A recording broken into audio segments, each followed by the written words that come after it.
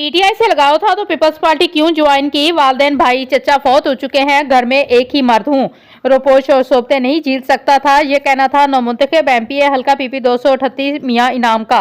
बाकी देखते हैं अल्लाह दिता भूड़ की इस रिपोर्ट में। ये है कि क्या कहेंगे इस पे, अभी आप पीपल्स पार्टी के साथ आपके लगाव हो गया? जी बस कुछ भी रामा औखिया सन, कुछ गल विच गम दा तौक भी सी, कुछ पार्टी वाले भी जालम सन, कुछ सानू मरन दा शौक भी सी।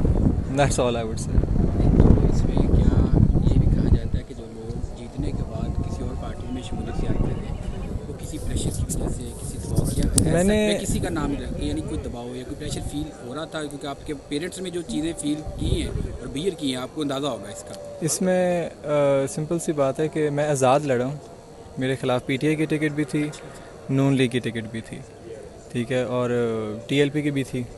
तो मतलब हर टिकट मेरे ख़िलाफ़ थी, मैंने अपना आज़ाद लड़ा हूँ, आज़ाद हैसियत से आया हूँ उसमें। और मेरे वालिद का मिशन जो है वो था कि अपने हलके की आवाम की खिदमत कर सकना।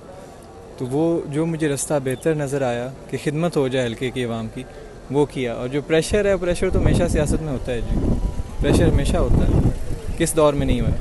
आपको लगता है कि पीपल्स पार्टी में आने से कुछ दबाव या प्रेशर या मुश्किलात कम हो गई हर्डल्स फेस कर रही है?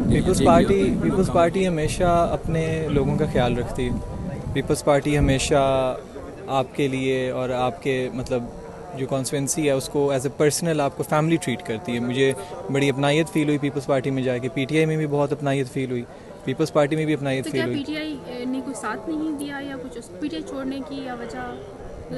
पीटीआई छोड़ी तब होती जब मैंने टिकट ली होती।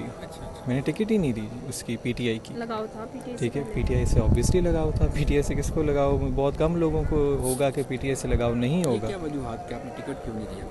ठीक है, टिकट मेरी बड़ी आसान सी वजूहत है कि मेरे वालिद 3 महीने पहले फौत होया था इलेक्शन से।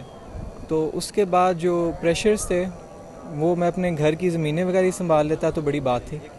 तो एक दफ़ा मेरे लिए प्रेशर्स लेना वो वक्त नहीं था कि मैं उस तरह उस रूट पे जाऊं। और दोबारा मैं अपने घर में एक ही हूँ, मेरे 3 भाई थे वो भी फौत हो गए, मेरे अम्मी अबू भी फौत हो गए, मेरे सारे चाचे मामे भी फौत हो गए।